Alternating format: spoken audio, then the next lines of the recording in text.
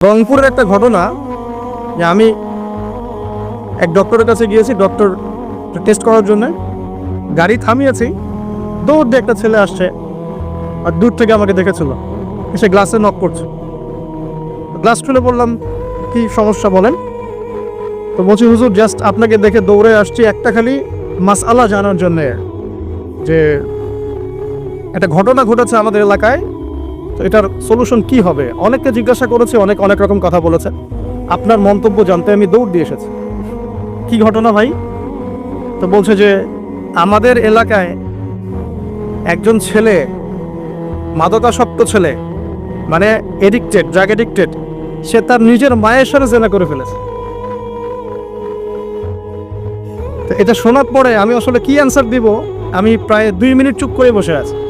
আজ বলবেন কি বলবেন এখন বলেন তো? এই ছেলের এখন করণীয় কি এটা জানতে কি করবে? হ্যাঁ, 2 মিনিট চুপ করে থাকার পরে আমি খালি একটা কথাই বললাম যে আল্লাহর কাছে খালেস ভাবে তওবা করতে বলেন, এর চেয়ে বেশি কিছু আমার বলার নাই। তো ঘটনাটাকে আপনাদের কাছে কত বিব্রত বোধ হচ্ছে না? অরুচিকর মনে হচ্ছে, খারাপ মনে হচ্ছে? আমি গতকাল রাতেও এই হাদিসটা আবার পড়েছিলাম। কিয়ামতের আলামতগুলোর মধ্যে এটা অন্যতম একটা, যে রাষ্ট্রীয় সম্পদকে মানুষ নিজের সম্পদ মনে করে খাওয়া শুরু করবে। মানুষ দান সদকা এবং জাকাতটাকে নিজের উপর বার্ডেন মনে করবে। এটা কি বোঝা, জাকাতের বোঝা? এখানে 10টা-12টা কথা আছে। মানুষ খামর মানে মদ, মাআজিফ মানে বাদ্যযন্ত্র, তারপরে জুয়া, তারপরে জিনা, এগুলোকে মানুষ হালাল মনে করবে, হালাল মনে করে নিবে, মদ পান করবে, নাম অন্য দিবে। আমানতদার ব্যক্তি হয়ে যাবে খেয়ানতকারী, আর প্রত্যেক খেয়ানতকারী ব্যক্তিকে মানুষ মনে করবে আমানতদার। তো নৈতিক অবক্ষয়টা দেখেন, যে মুসলিম হিসেবে জন্মগ্রহণ করার পরে, কোরআন সুন্নাহ হাতে পাওয়ার পরেও আমরা এখন সুদ খাচ্ছি। দিব্যি এটা কোনো ব্যাপার না এখন। বরং এমন একটা কনসেপ্ট এখন চলছে যে সুদ না খেলে আবার এই যুগে চলে নাকি, মানে মায়ের সাথে জেনা না করলে কি এই যুগে চলে না? কিন্তু আমরা এখন দিব্যি সুদ খাচ্ছি, মায়ের সাথে জেনা করছি। খারাপ লাগছে না? বরং যুক্তি দিচ্ছি, এগুলো না করলে কি যুগে চলে? মহিলাদের অবস্থা দেখেন, গ্রামে গঞ্জে সব সুদী এনজিও ছড়িয়ে পড়েছে, এবং তারা সদস্য, জমি জমা, ভিটে মাটি, গরু ছাগল সব খোয়াচ্ছে, তারপরেও খেতে হবে।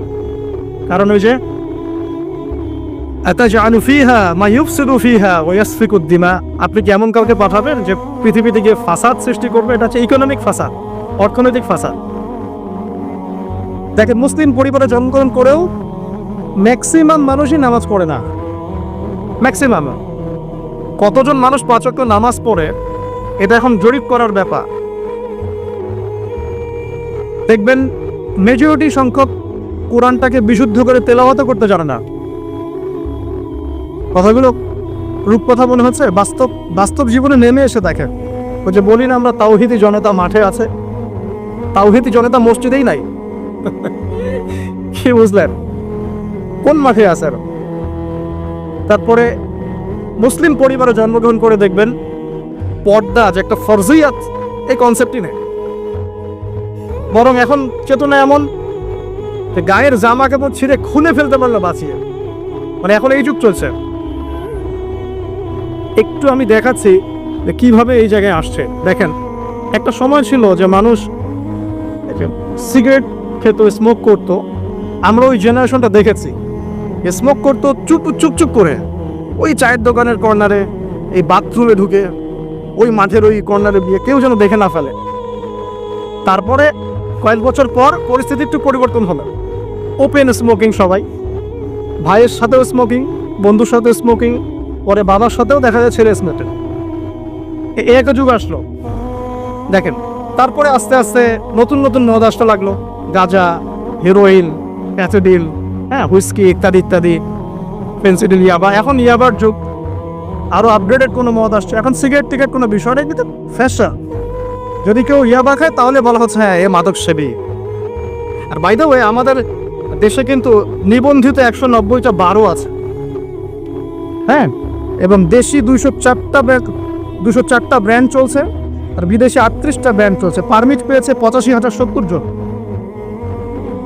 এবং এই মাদক সংশ্লিষ্ট এনজিও আছে প্রায় 76। 21 বছর হলে যদি কেউ পারমিটধারী হয় সে মদ খেতে পারে, কোনো সমস্যা নেই।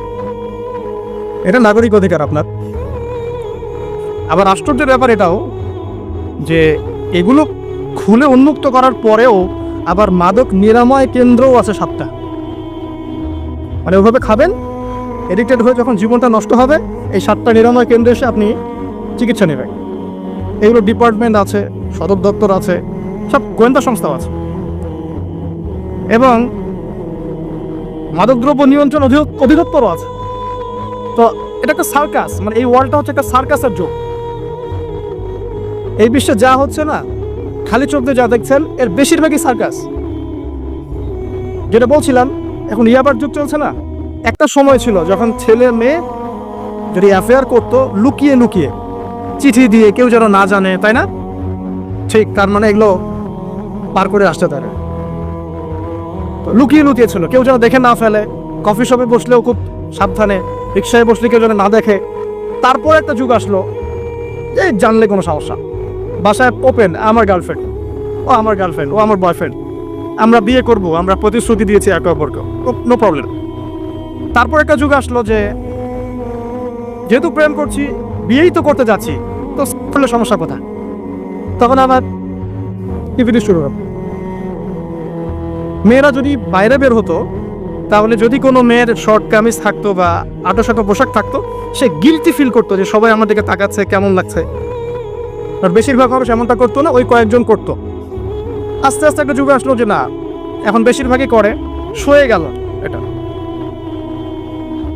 তারপর একটা যুগ আসছে সরাসরি প্রেম টেম কিছুই নাই, এখন খালি পতিতালয়ে যাবো, গার্লফ্রেন্ডের সাথে সম্পর্ক, লাগে সেক্স, তারপরে 5 বিচার করে দেখবো কোনটা ভালো। আর বাই দ্য ওয়ে, আমাদের দেশে 14টা পতিতালয় আছে। হ্যাঁ, আর এগুলো আমি বানিয়ে বলছি না, আপনি গুগল করলেই দেখতে পারো। তারপর একটা যুগ আসছে এখন যে হিজাব তো সরিয়েছি, তারপর আস্তে আস্তে ড্রেসটা একটু ছোট হলো, তারপর আরেকটু টাইট ফিটিং, ঠিক আছে, আরেকটু শর্ট পড়তে পড়তে এখন রেভলিউশন আসছে, এটাও খুলে ফেলে দিতে হবে। এটাও না, আমি আপনাকে বলে দিই হাদিস থেকে, এরপর কি হবে। ওই যে গোপনে গোপনে জেনা এবং এই যে অল্প অল্প অশ্লীলতার যুগটা থেকে যখন প্রকাশ্যে জেনা আর অশ্লীলতার সয়লাভের যুগটা আসছে এখন, এরপরে হবে কি, মানুষ রাস্তাঘাটেই জেনা করুক। বিশ্বাস হচ্ছে না? এটা নবী সাল্লাল্লাহু আলাইহি ওয়াসাল্লাম বলেছেন যে কিয়ামত হবে না ততদিন পর্যন্ত, যতদিন মানুষ রাস্তাঘাটের আনাচে কানাচে জেনা করবেন। তখনকার সবচেয়ে ভালো মানুষ যে হবে, সে কে জানেন? যে গিয়ে ওদেরকে বলবে যে কাজটা এখানে করছো, একটু দেয়ালের পিছনে করতে করো, এ হবে সবচেয়ে ভালো মানুষ। হাদিসে এমন ভাষা এসেছে। তো যুগ কিন্তু হঠাৎ করেই এরকম ফাসাদপূর্ণ হয় নাই, আস্তে আস্তে আস্তে আস্তে দেখেন, প্রথমে মাদক গোপনে, দেন প্রকাশ্যে, তারপর এটা ফ্যাশন হয়ে গেল, সবাই খাচ্ছে, কে কি বল। প্রথমে পর্দা সবাই করতো মোটামুটি, 100 বছর আগের যুগে যান দেখবেন ম্যাক্সিমাম পর্দা। তারপরে আস্তে আস্তে রেভলিউশন, ফ্যামিনিস্ট রেভলিউশন, কাপড় ছোট হতে হতে হতে এখন বিকিনির যুগ আসতেছে, সবাই বিকিনি পরে ফিরবে। কে এগুলোর বলার আছে? আমার পোশাক আমি পরবে, আপনার বলার কি অধিকার আছে? আমার দেহ আমার সিদ্ধান্ত, আমার দেহ আমার সিদ্ধান্ত। এরপরে আসবো ওই যুগটা যখন মানুষ রাস্তাঘাটে জেনা করবে, আর আল্লাহ রাব্বুল আলামিন বলেছেন তার রাসূলের মাধ্যমে, ওদের সামনে কিয়ামত হবে ইনশাআল্লাহ। মানুষ এভাবে ফাসাদে জড়িয়েছে। মুসলিম পরিবারে জন্মগ্রহণ করার পরেও এই জিনিসগুলো অমুসলিমরা করুক, খ্রিস্টানরা করুক, বৌদ্ধরা করুক, ইহুদিরা করুক, আমাদের কিচ্ছু যায় আসে না। ওরা সারা দেশ সভ্যতা একাকার করে ফেলাক, আমাদের কিচ্ছু যায় আসে না। তো মুসলিম পরিবারে জন্মগ্রহণ করার পরে একটা মুসলিম ছেলে, মুসলিম মেয়ে কিভাবে করত? দেখবেন মুসলিম পরিবারে জন্ম নিয়েছে, নামাজ নাই, কোরআন তেলাওয়াত নাই, আল্লাহর তো জিকিরের কোনো খবরই নাই। তারপরে দিব্যি সুদ খাচ্ছে, ঘুষ খাচ্ছে, এটা ফ্যাশন, দুর্নীতি, এটা কমন, সবাই করে, আমি একটু করলে সমস্যা কোথায়? সবার ভিতরে একটা মানে আত্মিক দুর্নীতি, মানে আমাদের আত্মাটাই দুর্নীতিগ্রস্ত হয়ে গেছে। যখন একটা মানুষের আত্মা দুর্নীতিগ্রস্ত হয়ে যাবে তখন তার কাজগুলো হবে এরকম। একজন রাইটারের বই পড়ছিলাম, তিনি লিখেছেন যে এখন চলমান যে সময়টুকু চলছে এটা কিন্তু অনেক আগের বই, ওই সময়ের কথা তিনি বলছেন যে এখন যে চলমান সময় চলছে এই যুগে যদি আত্মাটাকে দেহের রূপ দেয়া যায় আর দেহটাকে আত্মার রূপ দেয়া যায় তাহলে দুর্গন্ধে কোনো মানুষ আমার কাছে আসবে না। আমি বুঝাতে পারিনি মনে হয়। আমাদের সুন্দর দেহটাকে যদি আত্মা বানিয়ে দেওয়া হয় আর আমাদের কুৎসিত আত্মাটাকে যদি দেহ বানিয়ে দেওয়া হয়, এত বিভৎস দেখাবে, সামনে কেউ যাবে না। তো যেটা বলছিলাম, ধর্ম মুসলিমদের মধ্যেই ফাসাদ চলছে, ইকোনমিক সেক্টরে ফাসাদ, রিবা, দুর্নীতি, সুদ, ঘুষ, কমন, এগুলো সবাই কাছে। মুহাম্মদ সাল্লাল্লাহু আলাইহি ওয়াসাল্লামের উম্মত কিন্তু আমরা কিন্তু আল্লাহর সেই বান্দা যাদের পিতাকে আল্লাহ পাক ফেরেশতাদের সামনে সিজদা করিয়েছেন জ্ঞানের কারণে। সমাজের ক্ষেত্রে যান, দেখবেন সমাজের কাঠামোগুলো ভেঙে পড়ছে। প্রতিবেশী কে থাকে সেটাও মানুষ এখন জানে না, যারা পাশের বাসা আছে তাকে।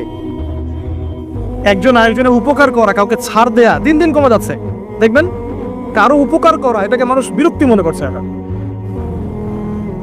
রাস্তাঘাটে চলবেন, কেউ ছাড় দিতে রাজি না, যে আপনার আগে যেতে পারবে সে সহ ভাবখানা, কেউ ছাড় দিতে রাজি না। রাস্তার নিচু থেকে উঁচু শ্রেণী পর্যন্ত কেউ অন্যের স্বার্থে নিজের স্বার্থ বিসর্জন দিব, ছাড় দিব, এটা চিন্তা করা যাচ্ছে না। সমাজের কাঠামো কিন্তু ভেঙে গেছে। রাস্তাঘাটে দেখবেন বেপরদামি, প্রিমিক্সিং, জেনা, অশ্লীল মুভিজ। সমাজের কাঠামো বলে কিছু নাই, যা আছে একটা খোলস, ভিতর থেকে এটা পুরো পচে গেছে। পচলো কার কারণে? আমার কারণেই তো, আমার আপনার কারণেই পচেছে। তো কিভাবে হচ্ছে আমি সেদিকে যাচ্ছি। পলিটিক্সে যান, গ্লোবাল অ্যাফেয়ার্সে যান, ফাসাদ আর ফাসাদ। বিশ্ব নিয়ন্ত্রকদের এখন একটাই কাজ, যুদ্ধ বাঁধিয়ে দেওয়া আর অস্ত্র বিক্রি করা। কার কার মাঝখানে যুদ্ধ বাঁধাবে আর কোথায় কোথায় অস্ত্র বিক্রি করবে, এটাই টেন্ডেন্সি, কিচ্ছু না। মানুষের জীবনে কোনো মূল্যই নাই এদের কাছে। একটা বোমে যে ইয়েমেনের হাজার হাজার শিশু মারা যাচ্ছে, কোনো ফিলিংসই নাই। বাচ্চাগুলো মরে গেল, কি হয়েছে? মনে পিঁপড়া দোলে দিলে যেমন মানুষের কোনো ফিলিংস থাকে না, মানুষের জীবনের মূল্য এমন হয়ে গেছে একে। নবী সাল্লাল্লাহু আলাইহি ওয়াসাল্লাম এটা বলেছিলেন যে শেষ জামানায় হারাজ বেড়ে যাবে। হারাজ মানে হত্যা। কাতেল যে হত্যাকারী সে জানবে না লিমা কাতালা, কি জন্য সে হত্যা করলো। মাকতুল সে জানবে না যে লিমা কতিল, কি জন্য তাকে হত্যা করা হলো। আর নিয়ন্ত্রক শক্তি যারা সমস্ত বিশ্বটাকে ওদের দাসত্বের মধ্যে আনতে চায়। আর এই দাসত্বের পথে একমাত্র বাধা হচ্ছে মুসলিমরা, বাকিরা তো আর বাধা না। এই কারণে মুসলিম সমাজের মধ্যে এগুলো বেশি বেশি ছড়িয়ে দেওয়া হয়েছে, পণ, জিনা, মাদক, এটা সেটা, যাতে করে মুসলিমদের আধ্যাত্মিক যে শক্তিটা এটা না থাকে। যখন আপনার কাছে আধ্যাত্মিক কোনো শক্তি থাকবে না তখন আপনি পরাজিত। তো সুদ ছড়িয়ে দিচ্ছে সারা ওয়ার্ল্ডে। সুদ কি আর বাংলাদেশ থেকে এসেছে? সুদ পশ্চিম থেকে আসছে। কি বাংলাদেশ থেকে আসছে? পশ্চিম থেকে আসছে। পৃথিবীর প্রথম যে মুভি এটা তৈরি করেছে ব্রিটেন, সরি আমেরিকা। 7 মিনিটের ক্লিপস ক্যালিফোর্নিয়া শুট করা হয়েছে এবং তারপর আস্তে আস্তে সারা ওয়ার্ল্ডে ছড়িয়ে দেওয়া হচ্ছে। সারা বিশ্বে এই বিজনেস হয় $97 বিলিয়ন প্রতি বছর, যার মধ্যে $12 বিলিয়ন প্রফিট করে আমেরিকা। খোলামেলা কথাগুলো, এটা ইন্ডাস্ট্রি একটা। এটা দিয়ে মুসলিম যুবকদের নৈতিক চরিত্রটাকে শেষ করে ফেলা হচ্ছে। আমাকে খুব ভালো মনে হচ্ছে, আপনাকে খুব ভালো মনে হচ্ছে, অমুক হুজুরকে খুব ভালো মনে হচ্ছে। চোখে এসব পড়ে নাই এমন একটা মানুষ খুঁজে পাওয়া যাবে না এই যুগে, এটা আমার বক্তব্য। ইল্লা মাশাআল্লাহ, ইল্লা মাশাআল্লাহ। যদি এমন কেউ থেকে থাকেন যে এইসব মানে কি বলবো ইন্টারনেট সেকশনের সাথে কোনো সম্পর্কই নাই, তার ব্যাপারটা হয়তো ভিন্ন। বাকি সবার চোখে এগুলো পড়ছে এবং এটা কমন। এবং এগুলো কিন্তু দিন দিন গ্রামে বাড়ছে বেশি। কারণ কি, শহরের মানুষ একবার দেখতে একটু অভ্যস্ত যে মেয়েরা এমনিই হাঁটে, অমনি হাঁটে, এরকমই ড্রেস পরে। আর গ্রামে তো এইসব কম ছিল। যখন গ্রামে এই পণ চলে গেছে তখন গ্রামের যুবককে আর কেউ ঠেকায়। এখন সে প্রতিদিন দেখা যাচ্ছে গ্রামে গঞ্জে ধর্ষণ বাড়ছে। মেয়ের কাছে একটা ভোগের বস্তু, পশুত্ব আর দমন করতে পারছে না, আক্রমণ। আর এসবের যেহেতু ইসলামিক কোনো বিচার হচ্ছে না, ইসলামিক লস কেমন যে একজন চুরি করেছে, জুমার দিন নামাজ হবে, নামাজের পরে সমস্ত এলাকার লোকজন দাঁড়িয়ে থাকবে, সমস্ত এলাকার লোকজনের সামনে তার হাতটা কেটে ফেলে দেওয়া। এলাকার সব লোক দেখবে যে চুরি করলে এই শাস্তি হয়, ভয় আর চুরি করতে যাবা। কেউ কাউকে অন্যায়ভাবে হত্যা করেছে, তারও কেসাস করতে হবে, এবং সেটা সবাই জানবে যে ও হত্যা করেছে, এটাকে কেসাস করেছে। কেউ কারো চোখ উপরে ফেলেছে, ওরও চোখ। কেউ কারো হাত ভেঙে ফেলেছে, ওরও হাত, হাতের বদলে হাত, চোখের বদলে চোখ, কানের বদলে কান, কেসাস। ধর্ষণ করেছে, জনসমক্ষে সবার সামনে নিয়ে এসে দেন কোর্ট বসে সাক্ষী প্রমাণ নিয়ে মৃত্যুদণ্ড। সবাই দেখবে যে মৃত্যুদণ্ড, প্রয়োজনে এই যে প্রজেক্টর লাগিয়ে দেখা, এই যে এই কাজ করেছে, এই শাস্তি। রাস্তাঘাটে ইফটিজিং হচ্ছে, মোবাইল কোর্ট থাকবে, ইফটিজিং হচ্ছে, রিপোর্ট প্রমাণ ধরা হবে, সাথে সাথে বিচার। এরকম একটা মাস করলে পরে দেখবেন অপরাধের মাত্রা বাড়ে না কম। আল্লাহর কসম করে বলছি, এটা ইনশাআল্লাহ 80% কমে যাবে ইনশাআল্লাহ। কিন্তু এটা করলে কি হবে জানেন? ওই যে পশ্চিমে বসে আছে বিশ্ব নিয়ন্ত্রণ সংস্থা, ওরা বলবে যে স্টেটের দিকে নজর রাখ, এরা মৌলবাদী হয়ে যাচ্ছে, এরা সন্ত্রাসী হচ্ছে, মানবাধিকার লঙ্ঘন করছে, ইত্যাদি ইত্যাদি। অর্থাৎ তুমি মিয়া সারা বিশ্বের মধ্যে লাখ লাখ মানুষকে বোম মেরে হত্যা করে দাও, তোমার মানবাধিকার লঙ্ঘন হয় না? সবখানেই ফাঁসা। হকটাকে মানুষ বাতিল মনে করছে, বাতিলকে মানুষ হক মনে করছে। সত্যবাদী তাকে মিথ্যাবাদী বলা হচ্ছে, মিথ্যাবাদীকে সত্যবাদী বলা হোক। এখানে মুসলিমদের জীবনের মূল্য কমে গেছে। ওদিকে আর লম্বা করছে না, আমি আমার লেকচারের মূল জায়গায় আসছি। এখান থেকে আমি লেকচার একটা দিকে ফোকাস করে আমি শেষ করব। সেটা হলো, এই সমস্ত প্রবলেমসগুলো আমাদের পক্ষে সলভ করা সম্ভব না। এখন সলভ করার মতো ক্ষমতা আমাদের নাই, অনেক ক্ষেত্রে আমাদের সেই জ্ঞানও নাই, এগুলো নিয়ে ভাবার সময়ও নাই। কিন্তু একটা জায়গায় আমরা ফোকাস করতে পারি, একটা জায়গায়। আজকের লেকচারের এটা সবচেয়ে মূল জায়গা। সেটা হচ্ছে আল্লাহ পাক আমাদেরকে স্ব পরিবার দিয়েছেন, তাই নাই? এবং এই পরিবারটা হচ্ছে একটা সমাজের গঠন একক। আমরা পড়েছি না, গঠন একক। একটা জিনিস, একটা কোষ, তার মধ্যে গঠন একক আছে না, অণু পরমাণু আছে না। সমাজ হচ্ছে, সমাজের অণু বা পরমাণু হচ্ছে পরিবার। একটা সমাজে যদি 100টা পরিবার থাকে, তার মধ্যে যদি 90টা পরিবার সৎ হয়, আল্লাহ ওয়ালা হয়, ইসলামিক অনুশাসন মেনে চলে সত্যিকার অর্থেই, ইনশাল্লাহ ওই সমাজটা কিন্তু দেখবেন 8-10টা সমাজের চেয়ে ভালো থাকবে ইনশাল্লাহ। আর একটা সমাজে মনে করেন 100টা পরিবার আছে, 90টাই ইসলামের বিরোধী শক্তি, ইসলামের এগেইনস্টে চলে, ইসলামের কোনো পরোয়া নাই, আল্লাহ পাকের হুকুম আহকামের 5 পয়সা পরোয়া না। ওই সমাজের অবস্থা নিঃসন্দেহে দুনিয়াতেও ধ্বংস হবে, আখিরাতেও ধ্বংস। আর এই সমাজগুলোকে নিয়েই তো একটা রাষ্ট্র হয় নাকি? আর এভাবে রাষ্ট্র নিয়েই তো বিশ্ব। তাহলে ক্ষুদ্রতম যে জায়গাটা, সেটা কি? পরিবার।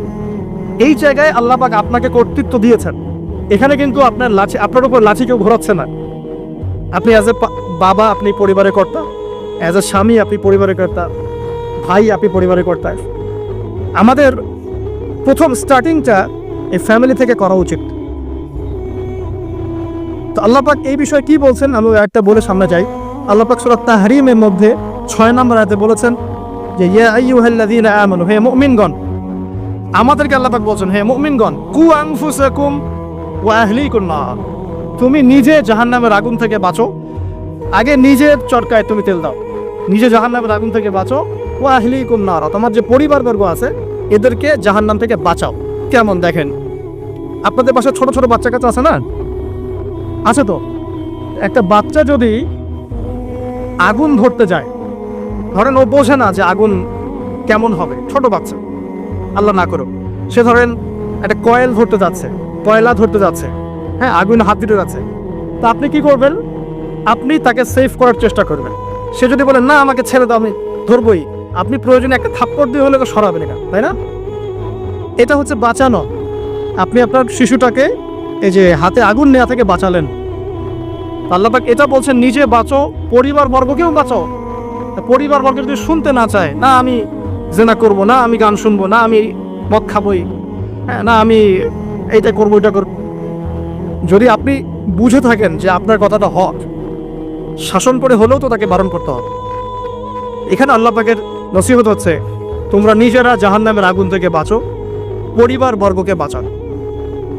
কোন জাহান্নাম থেকে বাঁচবে? আলাইহা মালাইকাতুন গিলাযুন শিদাদ, যেই জাহান্নামে কঠিন কঠিন মনের ফেরেশতারা আছে, পাষাণ মনের ফেরেশতা। আল্লাহ পাক তাদের মনের মধ্যে কোনো দয়া মায়া দেন নাই। আমাদের মানে দয়া মায়া আছে না, এই দয়া মায়াও আল্লাহ পাক তাদেরকে দেন নাই, শুধু আযাব দেওয়ার মতো শক্তি সামর্থ্য এবং কঠিন একটা মন দিয়েছেন। অন্য সূরায় আছে তাদের সংখ্যা 19 জন। কতজন? 19 জন, মানে তারা দায়িত্বশীল। বাকি আর যে কত হাজার লক্ষ কোটি আছে আল্লাহ ভালো জানেন। আলাইহা তিসআত আশর আল্লাহ পাক বলেছেন। তো আলাইহা মালাইকাতুন গিলাযুন শিদাদ লা ইয়াসুনাল্লাহ মা আমারহুম ওয়া ইয়াফআলুনা মা ইউমারুন। আল্লাহ পাক ওই ফেরেশতাদেরকে যে আদেশ করেন সেই আদেশ পালনে তারা বিন্দু মাত্র গাফেলতি করে না। এই সব ফেরেশতা থেকে যারা জাহান্নামের প্রহরী, এই জাহান্নাম থেকে তুমি নিজে বাঁচো, তোমার পরিবারকে বাঁচাও। এই জায়গায় আসে। এখন তোমরা যারা এখনো ফ্যামিলি শুরু করো নাই, যুবকদেরকে বলছে, তাদের জন্য এই অংশটুকু বেশি বেনিফিশিয়াল হবে ইনশাআল্লাহ, কারণ তোমাদের জন্য পথ চলাটা তুলনামূলক সহজ তাদের চাইতে যারা অলরেডি ফ্যামিলি ঢুকে গেছেন এবং বিপদেও পড়ে গেছেন, বা বড় হয়ে গেছেন, দীর্ঘ সময় পর্যন্ত আপনার ইসলামের এগেনস্টে চলেছেন বা আল্লাহর হুকুম আহকামের তোয়াক্কা করেন নাই, তাদের জন্য এটা অনেক কঠিন। কিন্তু যারা এখনো ফ্যামিলি স্টার্ট করো নাই বা কেবল স্টার্ট করেছো বা করতে যাচ্ছ, তোমাদের জন্য এই অংশটুকু বেশি ইম্পর্টেন্ট। আল্লাহ পাক এখানে একটা মূলনীতি দিয়ে দিলেন, নিজে বাঁচতে হবে, পরিবারবর্গকে বাঁচাতে হবে। আর আমি আগেই বললাম, পরিবার বাঁচলে সমাজ বাঁচবে, সমাজ বাঁচলে রাষ্ট্র বাঁচবে।